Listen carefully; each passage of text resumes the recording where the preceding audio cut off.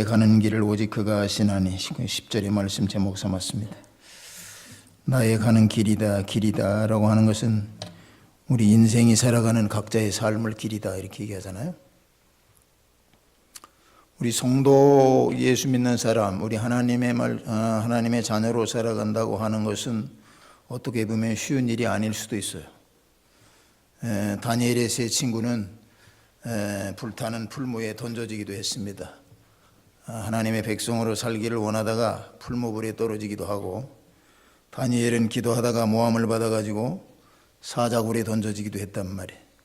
디모데후서 3장 12절에 무릇 그리스도 예수 안에서 경건하게 살고자 하는 자는 핍박을 받으리라. 그리스도 안에서 살고자 하면 반드시 핍박이 있다. 우리 예수 믿는 사람이 이거 반드시 알아야 돼요. 성도가 당하는 고난은 반드시 고난을 통해서 하나님께서 정금 같은 믿음을 소유하게 하신다. 우리의 고난을 통해서 정금 같은 믿음을 소유하게 하시고, 정금 같은 믿음을 가질 때 그 믿음을 주님이 사용하셔서 우리로 하여금 사명을 감당하게 하신다. 그렇다고 그러면 우리 믿는 사람들이 삶에 연단이 있다라고 하는 것을 오히려 감사해야 된다. 왜냐? 하나님의 선하시고 의로우신 뜻이 그 안에 배어있기 때문에 그렇다. 베드로전서 1장 6절에 여러 가지 시험으로 인하여 잠깐 근심하지 않을 수 없었으나 오히려 크게 기뻐하도다. 우리에게 권면하고 있습니다. 하나님의 선하시고 의로우신 뜻이 무엇인가를 이 시간 우리 욥기서 23장을 통해서 되돌아보는 시간이 되어야 되겠다, 이런 생각에서 설교를 준비해 봤습니다. 우리 14절에 보면 그런즉 그가 내게 14절에 그런즉 내게 작정하신 것을 이루실 것이라, 이런 일이 그에게 많이 있느니라. 하나님은 작정하신 것을 이루신 하나님이시다. 하나님은 우리 인간을 향해서 작정하신 것을 이루신다. 하나님은 우리 각 사람의 삶에 깊이 개입해요. 뒤돌아보면 그렇습니다. 여러분들의 삶 중에도 하나님이 어떻게 개입하셔서 여기 오게 하셨나, 영의 눈을 뜨고 보면 반드시 정말로 깊이 개입하셨구나. 우리 야고보서 4장 14절에 내일 일을 너희가 알지 못하도다. 우리는 알지 못해요. 우리가 되어지는 일을 알지 못합니다. 그러나 하나님께서는 우리에게 깊이 개입하셔서 우리와 함께 하신다. 누가복음 12장에 보면 어리석은 부자의 얘기가 있죠. 부자는 장례를 계획하고 아주 풍성한 수확을 했습니다. 그래서 창고를 새로 짓고 곡물을 가득 채우고 너무나도 아주 뿌듯했어요. 못했는데 이제는 나도 이만큼 벌었으니까 편히 먹고 쉬어보자. 이렇게 다짐하는 그날 하나님께서 그를 거두어 가셨다. 하나의 주님께서 예화지만 우리 삶을 정확하게 얘기해 주는 거다. 우리는 아무리 계획해도 그 다음에 일어날 일을 몰라요. 모른단 말이에요. 자기는 정말로 먹고 마시고 쉬는 일만 있다고 생각했는데 그날 저녁에 하나님께서 저를 거두어 가셨다. 여러분들이 집에서 개를 기르잖아요. 강아지를 기르면은 개가 생각할 때는 개가 자기 마음대로 뛴다고 생각합니다. 뛰고 논다라고 생각해.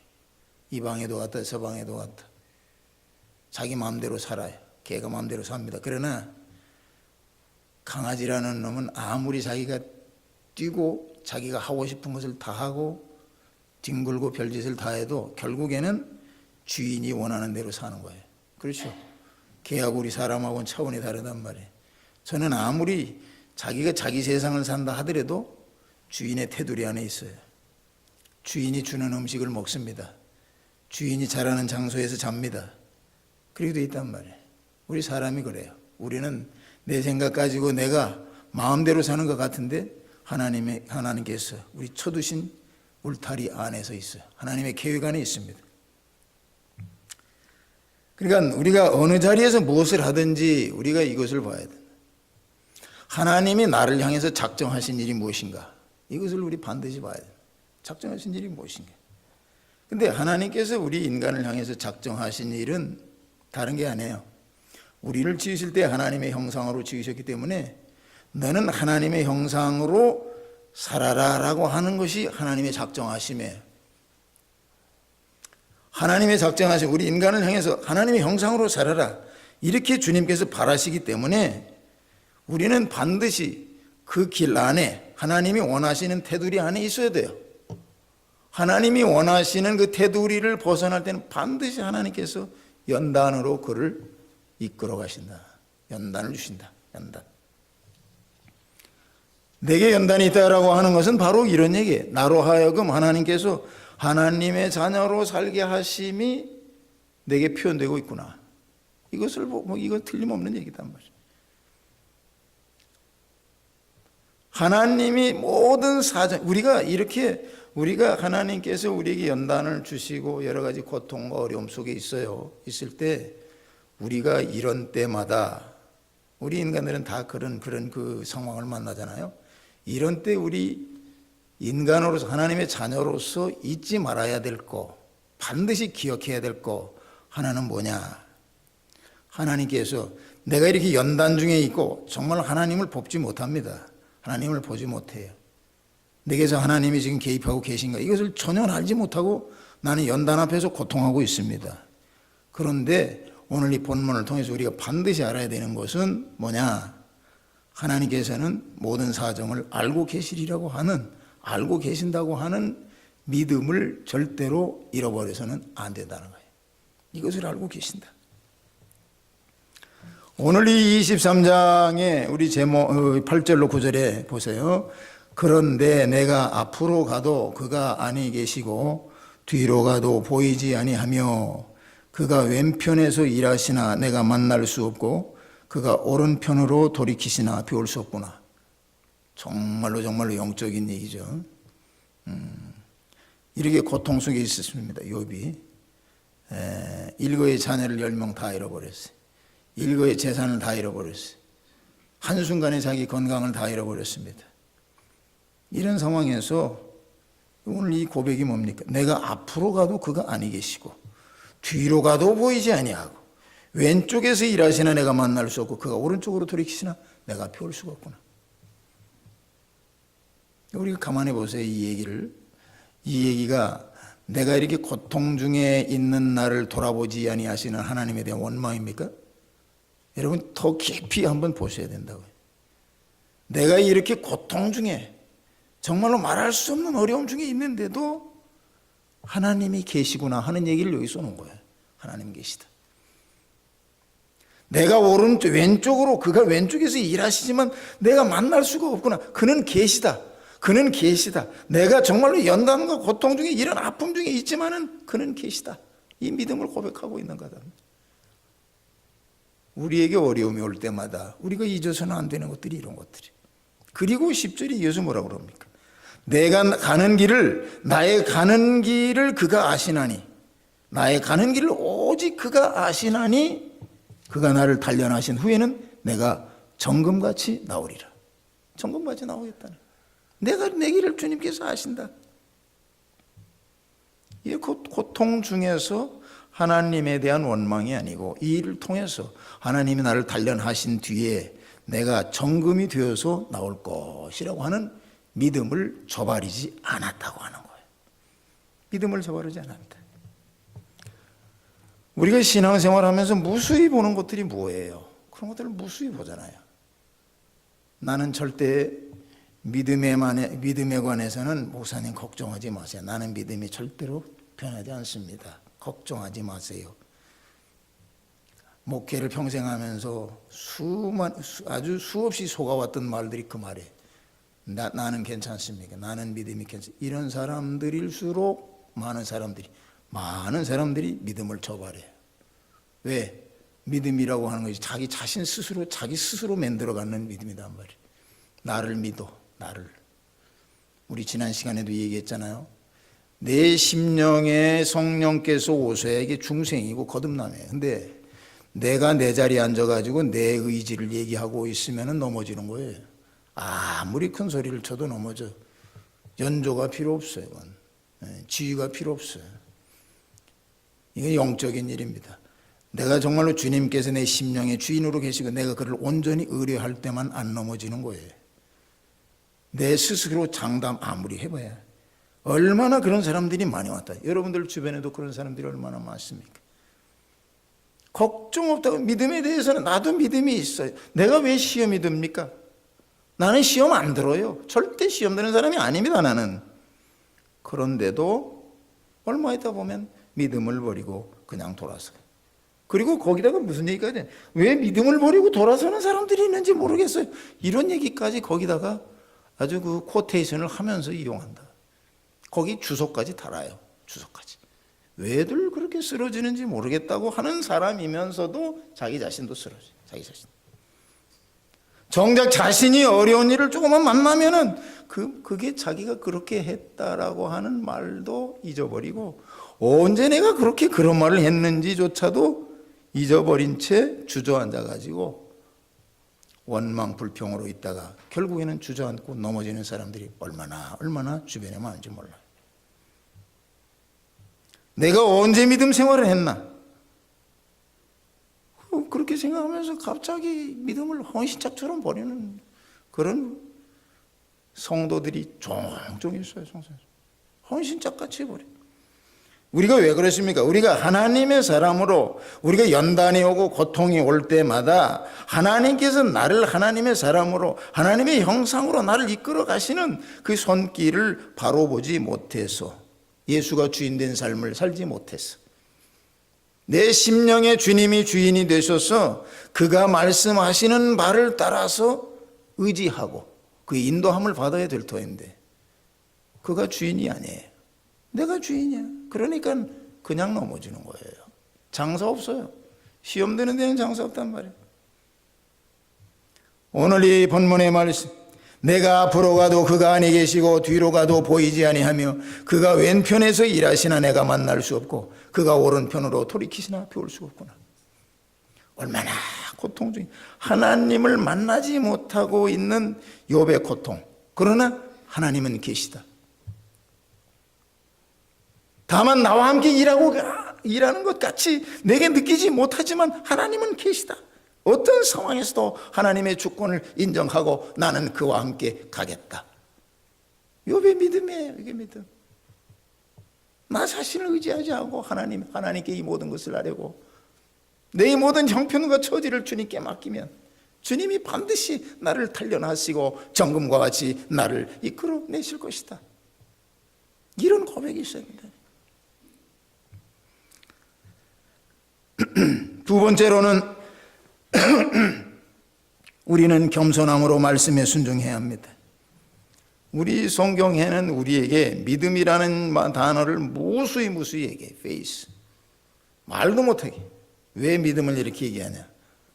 우리 하나님께서 우리를 시공의 차원에 두셨어요. 우리는 눈으로 보이는 것을 보고 살게 돼 있어요. 눈으로 보이는 거. 그건 천하 없는 사람도 다 마찬가지. 눈에 보이는 것을 보고 삽니다. 그런데 이 성경 말씀은 뭐예요? 눈에 보이지 않는 하나님의 나라를 얘기하고 있단 말이에요. 우리 육신으로는 눈에 보이는 것을 보고 살게끔 되어 있는데 말씀은 하나님 나라를 얘기하니까 이건 뭐예요? 믿음이 없으면 도저히 접근이 안 되는 거예요. 우리 오감을 가지고는 도저히 이게 접근이 안 되는 거예요. 그래서 주님이 오죽하시면 주님이 오셔가지고 말씀하시기를 공생애 중에 말세 너희들에게서 믿음을 보겠느냐 말씀하셨잖아요. 이렇게 무수히 성경 중에 믿음을 얘기하지만은 마지막 때에 오면 정말로 믿음을 보겠느냐라고 우리에게 말씀하고 계신단 말이에요. 그만큼 믿음 갖기가 어려워요. 왜? 눈에 보이는 것들이 너무도 스트롱해. 주님이 우리에게 요청하시는 것 가운데 최고의 가치가 있다라고 하면 믿음입니다. 믿음을 가져라 너. 왜?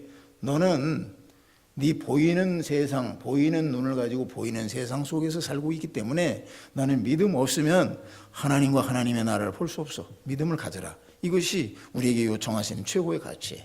믿음을 가져야 돼. 우리는 이 말씀 앞에서 항상 우리 자신을 내려놓고 생각해 봐야 될 것이 뭐냐? 나는 믿음 있는 사람인가? 이것을 깊이 생각해 봐야 돼.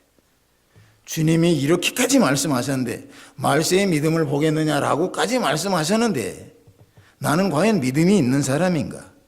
그리고 내가 믿음이 있다면 나는 진정한 믿음을 가지고 있는 사람인가? 이걸 생각해 봐야 된다. 왜냐하면 믿음이라는 게 말처럼 쉽게 생기질 않아요. 공부해서 생기는 게 아니에요. 읽어서 생기는 게 아니에요. 머릿속에서 좀 깨달았다고 해서 생기는 게 아니에요. 이런 관념적인 것이 아니에요. 믿음은 내 머릿속으로 생각하는 것이 아니에요. 왜?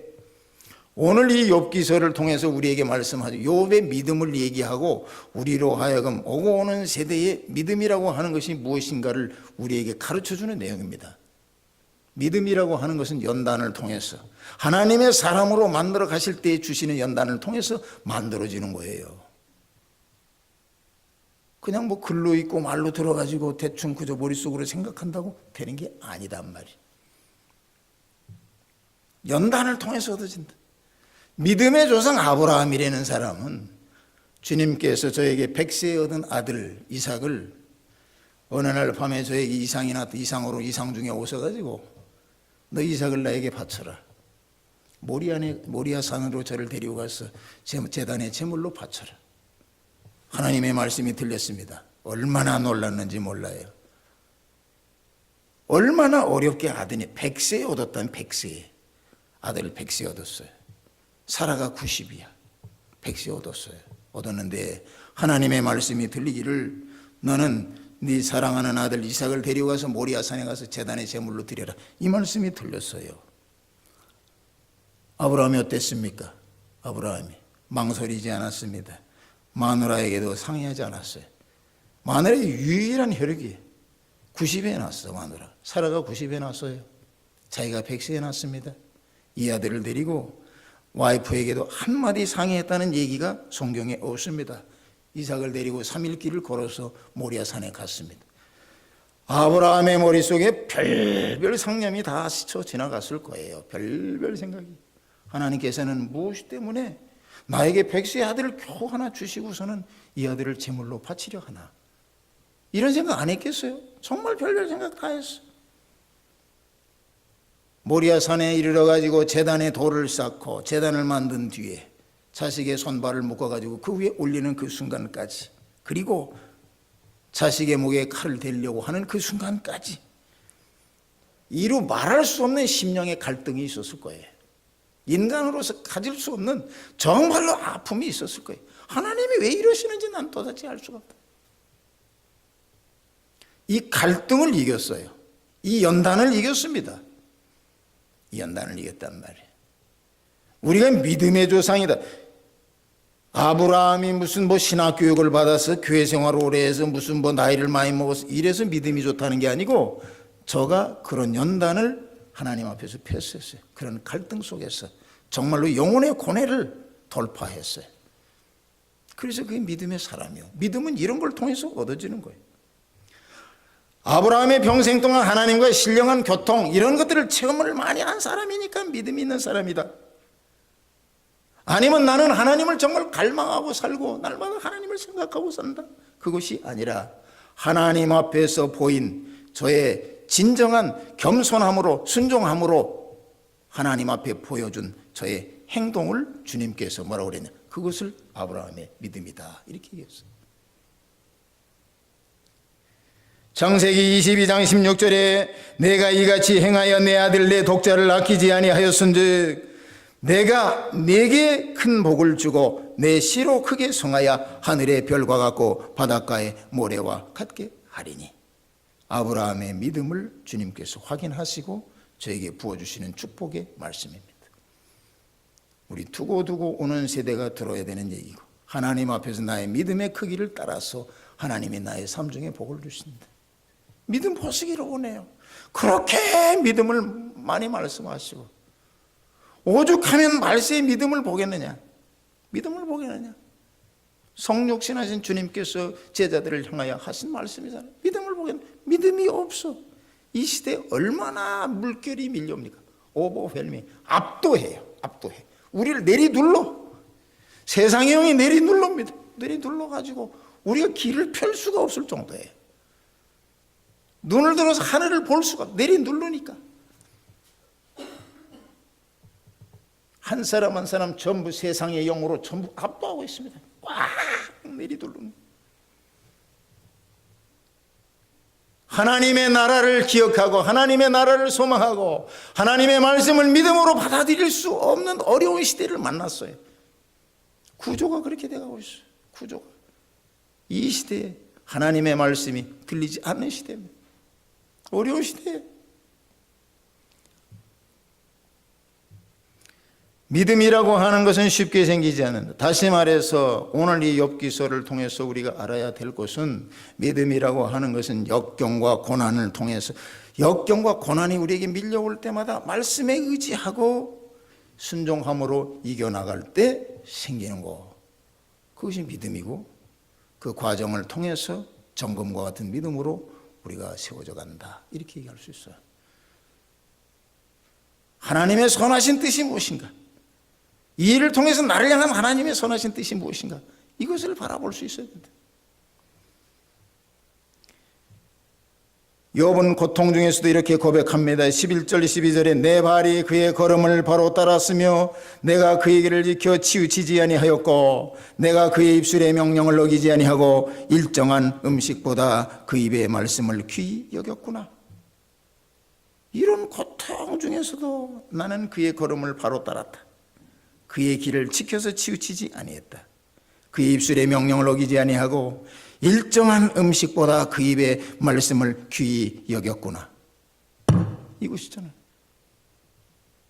우리가 고통이 온다, 어려움이 오면 우리가 얼마나 이것을 팽개쳐 버립니까? 뒤로 화들짝 던져버려요. 뒤로 던져버려요. 끝없이 하나님 말씀을 의지했다는 거예요. 그의 길을 지켜 치우치지 아니하였고 그의 입술의 명령을 어기지 아니하고 고통 중에서라도 주님의 말씀을 의지하고 섰다. 얼마 전에 우리나라의 큰 배 60만 톤 되는 그 60만 톤짜리 배를 크기로 얘기하면은 63 빌딩보다도 30m가 더 있더라고요. 63 빌딩의 이 볼륨보다도 2배야. 2배이면서 30m가 더 있어. 60만 톤짜리 배. 우리나라는 세계의 우리나라는 자원이 부족하잖아요. 근데 우리는 자동차도 만들고 중장비도 만들고 별별 거 다 만들어 우리나라. 근데 원료가 철이잖아요. 우리나라에 철이 어디 납니까? 철이 안 나 우리나라는. 아주 부족해. 전부 수입해와. 호주나 브라질 이런 데 수입했는데 브라질 같은 데 수입은 이번에 브라질에서요 이 60만 톤짜리 철광석을 수입하는 배가 26만 톤의 철광석을 실었어. 26만 톤. 말로 할 수 없지. 철광석 덩어리 26만 톤 배에 쓸어 실었습니다. 브라질에서 남대서양해로 와가지고 남미 하단을 돌아가지고 태평양으로 올라와서 이제 한국으로 들어와야 되는데 브라질에서 출발했는데 한 5,000km쯤 나왔는데 본국에 SOS가 들어온 거예요. 배가 물이 샌다. 이게 웬일이냐 말이에요. 배가 물이 샌다 그러는데 5분 만에 그 60만 톤짜리 배가 침몰했어요. 5분 만에. 응? 이 24명 타. 그렇게 어마어마한 배에 24명 타는데 전부 다 필리핀 사람이고 한국 사람은 몇 명 되지도 않아요. 저 기관장이나 아니면 항해 1등 항해 선장 정도나 한국 사람이고 나머지는 다 일하는 애들. 그거 왜냐? 그럼 일할 게 없거든요. 거기에 철광석을 싣고 오니까. 배가 물이 샜는데 5분 만에 침몰했어요. 2사람 살았어요. 배가 있잖아요. 배라고 하는 것이 그렇게 큰 배, 대단한 배들도 배가 왜 쓰러지느냐? 배가 이게 물이 들어오잖아요. 물이 들어오면은 이 배가 이렇게 돼 있는데 가운데 무게중심선을 그려. 중력으로 무게중심선을 그려가지고 무게중심이 있고 바다에서 물로 배를 띄워서 올리는 부력이라는 게 있어요. 어떤 것도 물에 들어가면 물에서 밀어냅니다. 여러분들 수영을 하잖아요. 수영을 못하는 사람은 그 원리를 몰라 수영을 못해. 물에 들어가면 가만히 있으면 또 안 죽으려고 움직이면 가라앉는데 가만히 있으면 뜨게 돼 있어요. 물에서 밀어내는 힘이 있어요. 배도 들어가면 밀어내. 부력이 있고 내려가는 힘이 있어요. 그 무게 중심이 아주 거기 있다고. 이 부심이 있는데 이 부심보다도 무게 중심이 밑에가 있어야 돼. 이 부심보다도 무게 중심 위에가 있잖아요. 배가 뒤집어져. 배가 뒤집어지는 거예요. 근데 이것은 뭐 하나의 자연 과학이에요. 무게 중심이 어디에 있느냐? 밀어내는 그 부심보다도 위에가 있으면 배는 뒤집어져. 그래서 무게 중심을 내리기 위해서 철광석을 내려놓고 빈 배를 띄울 때는 거기다가 물을 가득 채워버려요. 풀탱크. 그걸 평형수라고 그래요. 거기다 가득 안 채우면 배가 출렁거리게, 그 평형수가 출렁거리게 만들어 놓으면은 이게 부심이 상실되고 무게 중심이 그냥 떠버리는 게 되는 일이 생겨요. 그래가지고 뒤집어진다. 뭐 이제 얘기가 좀 다른 데로 나갔습니다만은 중요한 건 뭐냐? 그렇게 큰 배, 그렇게 최고의 기술력으로 만든 배도 5분 안에 아주 침몰해 버렸는데, 우리 인생을 우리 스스로가 우리 길이라고 그랬는데 우리 바닷길을 가는 인생 항해길이라고 생각을 해보자고요. 우리가 인생이 항해를 하면서 침몰하는 인생, 내가 항해해서 목적지까지 들어가는 인생을 나누어서 본다고. 왜 침몰합니까? 오늘 이 자연과의 원리가 똑같아요. 자기 중심이 높으면 침몰하게 돼 있어요. 자기 중심이. 하나님의 말씀이 있는데 자기 중심이 이후에 있잖아요. 그러면 침몰이야. 간단해. 하나님의 말씀 밑으로 자기를 두지 않으면 어디 뒤집어지게 돼 있어요. 업사이드 아웃이야. 그냥 뒤집어져. 고난이 올 때에도 연단이 올 때 여러 가지 이 세상을 살다 보면 별별 일이 오죽하면 인생은 고라고 그랬겠어요. 우리 깨달은 우리들의 선배들이 인생이라고 하는 건 고통이다. 사는 게 고통이다. 다 고통이에요. 여기 나이 드신 어른들 보고 물어보세요. 사는 게 다 고통이에요. 어떤 사람이 고통이 없습니까? 다 고통이에요. 고통 중에 있어도 이 항해를 온전히 성공시켜야 돼. 여러분 그렇지 않습니까? 에? 여러분들 고통 중에서도 반드시 이 항해를 성공시켜야 돼. 어떻게 해야 되느냐? 우리 오늘 욥기서가 우리에게 해답이에요. 다른 거 없어. 하나님의 말씀 밑에 자기 자신을 둬야 돼. 자기 중심이 내려가 있어야 된단 말이에요. 그래서 연단이 오고 여러 가지 폭풍이 밀려오고 정말로 파도가 밀려오고 고통이 밀려올 때마다 내 자신의 연약함을 깨닫고 주님의 구원을 깊이 체험하려고 하면 말씀 밑에 자기 자신을 둬야 돼. 자기 중심이 내려가야 된다. 이렇게 해야만 그 항해는 성공해. 그렇지 않으면 뒤집어. 침몰한 사람 얘기를 이 예화로 들자면 수도 없어요. 여러분들 여기 미국 땅에 와가지고 침몰한 사람이 한두 사람이 아니에요. 인생 침몰한 사람 말도 못해. 침몰해가지고. 왜 그래요? 이렇게 들여다보면 자기 중심이 저 위에 가 있어요. 저 위에. 그래 뒤집어지지. 뒤집어져. 하나님의 말씀 밑에 자기를 두지 아니하고 말씀 위에 자기를 뒀다가 뒤집어진 사람들이 한두 명이 아니에요. 말 못할 사정을 가지고 있는 사람은 다 그런 사람들이. 다 뒤집어져 가지고. 왜 뒤집어져서 침몰합니까? 이걸 우리에게 얘기해 주는 거예요. 욥이라는 사람은 이런 어려운 가운데서도 자기 중심을 내렸어요. 끝까지 내렸어. 끝까지 내렸어. 하나님께서 사용하시는 사람, 반드시 이런 사람을 사용하신다. 반드시. 모세가 애굽에서 왕자의 몸으로 40년을 살다가 추방이 돼가지고 광야에서 40년 지냈습니다. 40년. 40에 나와가지고 80이 됐어요. 우리의 연한이 70이요 강건하면 80이라도 하나님 말씀은 80에서 80에 딱 왔어요. 그런데 이 영도자 모세는 정말 그때 부름을 받죠. 80에 부름을 받는데 부름을 받을 때 하나님께서 모세의 어떤 모습을 보고 저를 부르셨는가? 아, 너 왕국에서 교육을 잘 받았으니까. 그게 아니고 40년 동안 미디안 광야에서 연단을 통해서 하나님과 교통하고 살고 정말로 하나님을 깊이 체험한 모세를 들어서 사용했었어요. 하나님은 이러신 분이에요. 그러니까 우리가 오늘 들어야 되는 정말로 하나님의 그 아주 그 배려하심, 우리 삶에 대해서 이 고통에 대해서 선하시고 의로운 뜻이 무엇인가라고 하는 것을 우리가 다시 한번 새겨야 될 것이 무엇이냐.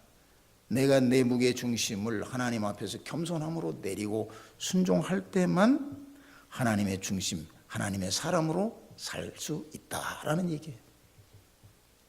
세 번째로는 우리 연단 뒤에 가려진 축복이 반드시 있다. 연단을 통과하잖아요.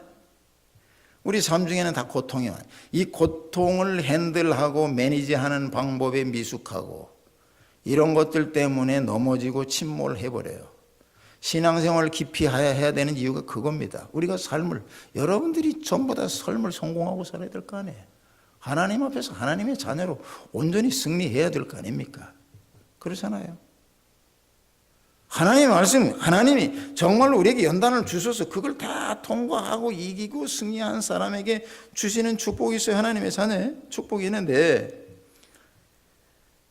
이 연단을 통과하는 사람에게만 그런 영광이 있는 거지, 없으면 그냥 들어가는 거예요.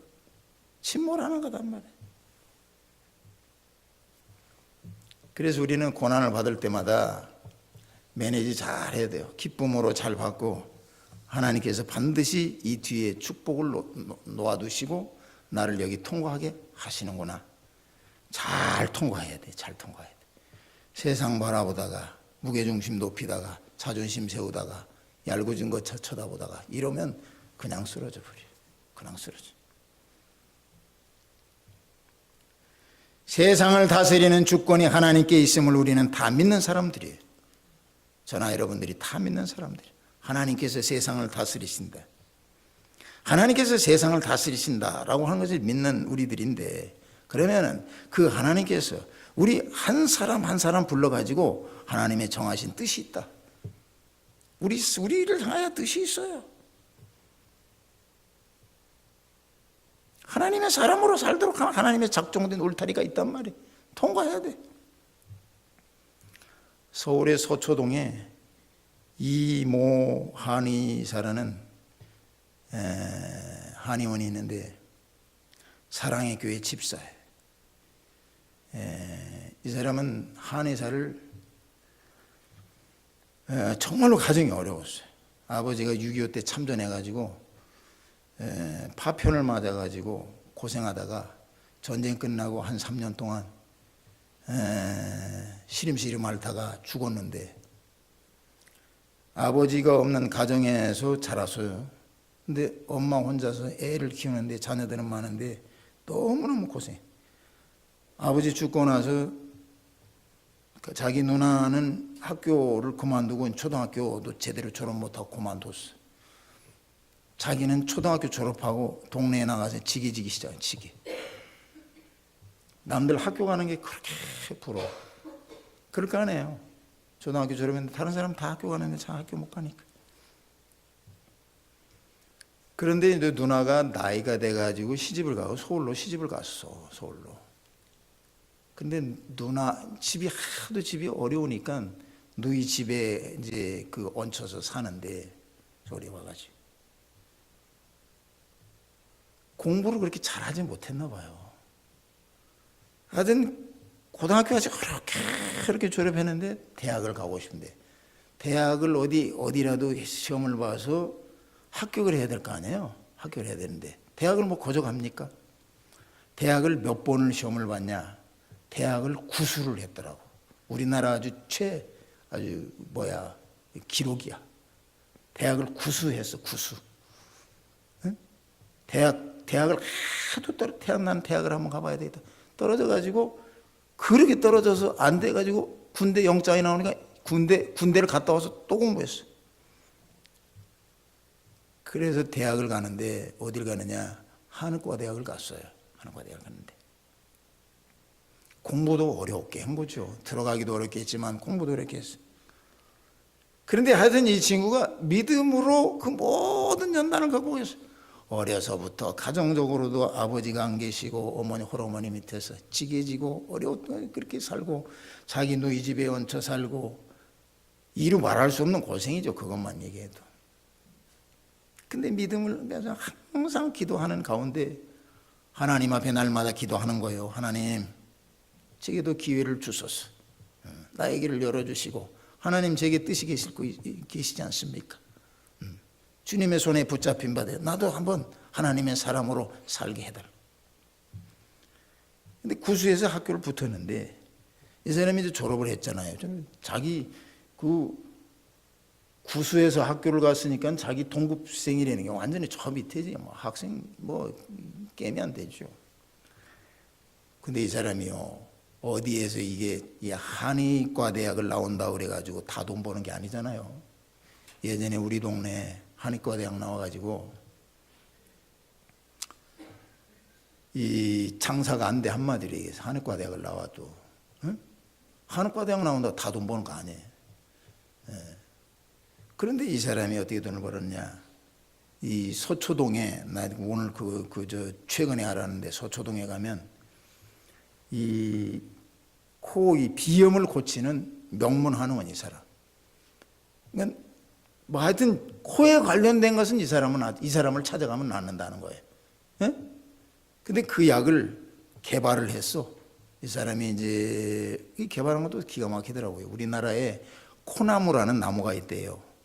코나무라는 나무, 무슨 나무인지 모르겠는데 코나무라는 나무가 있는데, 그 코나무가 어떤 할머니가 들고 와가지고 코나무를 찾는 거예요. 이 코나무를 먹으면 비염이 없어진다고 그러는데 코나무를 어디서 구합니까? 이 사람이 그 얘기를 딱 듣고 코나무를 가지고 연구를 8년을 여러 가지 한약재를 섞었는데 코에 관한 약으로는 이건 거예요. 그래가지고 수많은 사람을 고치는데 아주 코에 뭔 일이 났다 그러면 다 그 집에 온대. 코에 나는. 사랑의 교회 집사인데 자기 고생한 걸 생각해가지고 저 그 경기도 북부에 휴전선 가까운 데다가 땅을 뭐 16만 평 정도 사가지고 아주 수목원을 크게 짓고 별별 나무를 심고 하나님께 영광 돌리는 삶을 살고, 뿐만 아니라 수많은 곳에, 많은 곳에 선교센터에 그저 돕는 일을, 훌륭한 일을 많이 하시더라고요. 내가 그 글을 이렇게 보면서, 야, 이렇게 연단을 통해서 한 사람을 사용하시는구나, 하나님께서. 우리가 얘기가 좀 다른 데로 나갔습니다만은 우리들의 삶 중에서 우리에게 주시는 고통이 무엇인가? 우리 한번 깊이 생각해 봐야 돼. 우리는 고통이 오면 그걸 참지 못하고 고통에 대해서 원망 불평이 항상 먼저인데 실제로는 그 연단이라고 하는 것이 내게 영적으로 엄청난 유익이 있다라고만 생각하면 틀림없어요. 영혼의 고뇌라고, 영혼의 고뇌. 아주 좀 다른 표현으로서 영혼의 고뇌가 얼마나 우리에게 유익한 것이냐. 고통이라고 하는 것이 얼마나 우리 영적으로 유익한 것인가. 사람 되는 거예요, 한마디로. 영혼의 고뇌를 통하지 않으면 사람이 안 되는 거예요. 우리 성도의 소망이라고 하는 것은 땅의 것이 아니고 하늘의 것이다. 현재가 아니고 미래다. 우리 정말 이 순간이 아니고 영원이다. 그렇기 때문에 하나님께서는 연단을 통해서 하나님의 자녀로 우리를 만들어 가신다. 연단을 통해서 연단을 줘요. 근데 많은 사람들이 연단을 못 이기죠. 연단을 못 이겨. 무게중심을 높이고 연단 앞에서 그저 침몰해버려. 복을 주려고 주님께서 들고 기다리고 계시는데도 거기까지를 가지를 못해가지고 뒤집어져 버려. 예수 그리스도에 나타나실 때에 옆이 칭찬과 영광과 존귀를 얻게 하려 합니다. 베드로전서 1장 7절에 예수 그리스도가 나타나실 때에 칭찬과 영광과 존귀를 얻게 하려 하심. 목적도 써놨어요. 뭐 때문에 이런 일이 있는가를 목적도 써놨어요. 이런 일에 분명히 우리에게 오셔서 칭찬과 영광과 존귀를 주시고자 하겠다고 우리에게 말씀해요. 잘 통과해야죠. 저와 여러분들이 잘 통과해요. 우리는 하나님의 의로우신 뜻을 깨달아 믿음을 굳게 하고 여러분 앞에 펼쳐진 연단을 통과해서 하나님의 은혜와 축복을 누리시는 저와 여러분들이 되시기를 주님의 이름으로 축원합니다.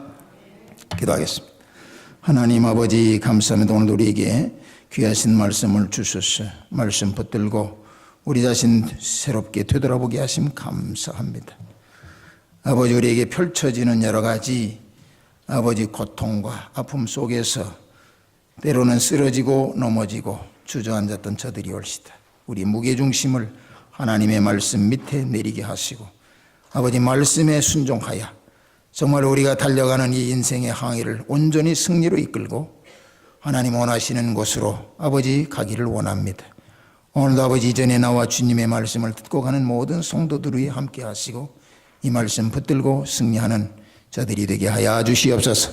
예수님의 이름으로 기도드리옵나이다. 아멘.